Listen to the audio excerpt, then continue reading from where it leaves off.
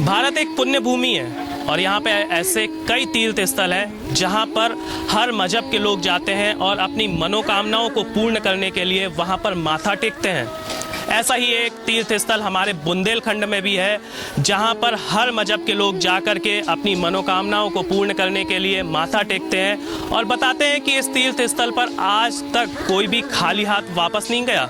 नमस्कार, मैं आपके साथ हिमांग चंद और कैमरे के पीछे जो हैं वो है सफल सोनी। आज हम आए हुए हैं हमीरपुर ज़िले के मौदा तहसील की कमरिया गांव में। इस गांव में उस सूफ़ी संत की दरगाह है जिसकी दर पर मुर्दा भी जिंदा हो गया था। हम बात कर रहे हैं बाबा निज़ामी की। यहाँ के लोग आम तौर पर उनको बाबा साहब या कमरिया वाले बाबा और जिनको हिंदे वली भी कहा जाता है। यानी बाबा निज़ामी के बारे में विस्तार से बताने से पहले हम आपको उनके गुरु यानी हज़रत मियाँ मस्तान साहब के बारे में बताएंगे और उनके आस्थाने से दीदार कराएंगे।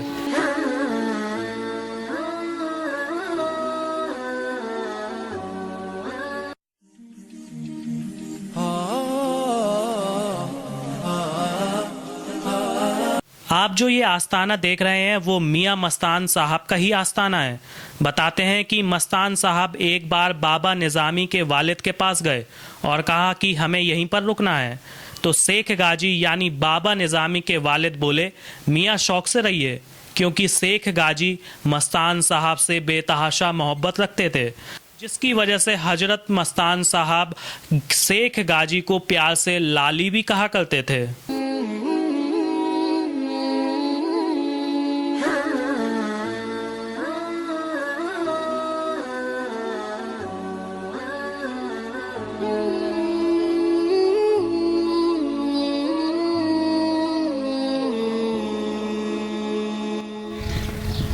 मस्तान साहब का जो पर्दा है वो वर्ष 1914 को हुआ था।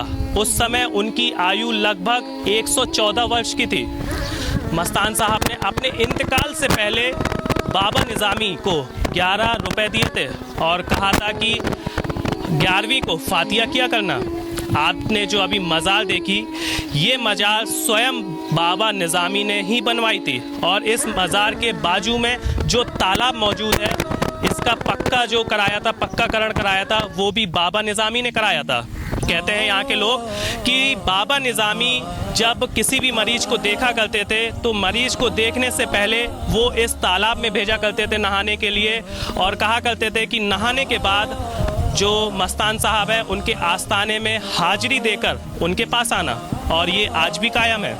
जब भी कोई भक्त बाबा निज़ामी के दर्शन करने के लिए आता है तो वो पहले इसी तालाब में नहाता है और फिर मस्तान साहब के आस्थाने में अपनी हाज़िरी दे करके बाबा निज़ामी के दर्शन करने के लिए जाता है।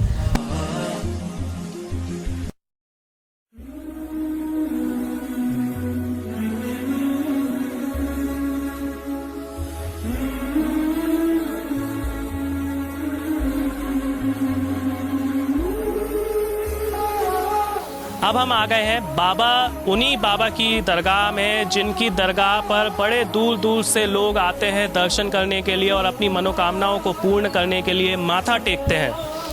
हम आए हैं बाबा निज़ामी की दरगाह और ये दरगाह हज़रत मस्तान की दरगाह से लगभग 100 मीटर की दूरी पर स्थित है। आपको बता दें, यहाँ के लोगों की आस्था है कि यहाँ पर आज तक कोई भी खाली हाथ वापस नहीं गया। जिसने जो मांगा है उसकी मुराद को पूरा किया है बाबा निज़ामी में। कहते हैं बाबा साहब का स्वभाव इतना दयालु था, जो भी उनको एक बार देख लेता वो उनका दीवाना हो जाता था। उनके दरबार में किसी भी तरह का भेदभाव नहीं हुआ करता था और ना ही आज भी होता है। आज भी उनके आस्थाने में हर मजहब के लोगों के साथ एक जैसा व्यवहार होता है। ऐसा मानो बाबा का प्यार आसमान के पानी की तरह सब पर बरसता है। हमने आपसे कुछ देर पहले कहा कि बाबा के दरबार में किसी भी तरह का भेदभाव नहीं होता था। इसका उदाहरण वर्ष 1906 के वाकया में देखने को मिलता है। वर्ष 1906 में जब बाबा मौदा से लौट रहे थे तो सिलौली गांव के पास जब वो लौटे तो सिलौली गांव में एक ब्राह्मण रहा करते थे। उनके ब्राह्मण के पुत्र की तबीयत बहुत ही ज़्यादा ख़राब थी और वो काफ़ी दिनों से खटिया में लेटा हुआ था। ब्राह्मण बाबा के पास गए और ब्राह्मण ने बाबा के चरणों को पकड़ के कहा कि वो उनके बेटे को बचा लें। बाबा ने उस ब्राह्मण को तसल्ली दी और बाबा साहब उस ब्राह्मण के घर गए। जैसे ही बाबा उस ब्राह्मण के घर गए और बाबा ने उस ब्राह्मण के पुत्र को देखा, उस ब्राह्मण का पुत्र तुरंत ही खटिया से खड़ा हो गया और वो बाबा के चरणों में गिर पड़ा। इससे ये साफ प्रतीत होता है कि बाबा के लिए हर मजहब के लोग अपने ही थे, चाहे वो कोई भी हो। उनके लिए इंसानियत ही, इंसान की सेवा करना ही सबसे बड़ा धर्म था।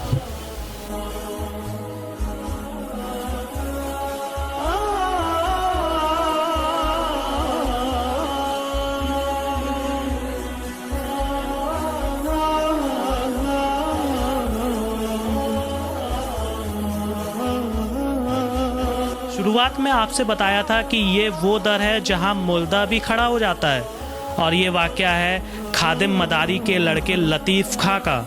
जब लतीफ़ खां की तबीयत ज़्यादा ख़राब हो गई और अचानक उसकी आंख उलट गई और सांस रुक गई, तब लतीफ़ खां के वालिद इन्हीं बाबा निज़ामी के दर में, और उन्होंने बाबा से अपने बेटे लतीफ़ खां के प्राणों की भीख मांगी। और तब बाबा निज़ामी ने रहम खाकर कहा कि मैं अल्लाह से दुआ करता हूँ कि वो लतीफ़ खां की ज़िंदगी को दोबारा बख्श दे। ऐसे ही कई चमत्कार हैं बाबा निज़ामी के, जिनको सुनकर आप भी हैरियत में पड़ जाएंगे। और यहाँ के लोगों का कहना है कि बाबा के द्वारा की गई दुआ कभी भी खाली नहीं गई, क्योंकि उसको स्वयं अल्लाह ताला स्वीकार करते थे। तभी तो आज भी इस दर में लगातार लोगों का ऐसा ही हुजूम देखने को मिलता है। लेकिन कोविड के चलते यहाँ पर इस समय लिमिटेड ही लोगों का आना हो रहा है।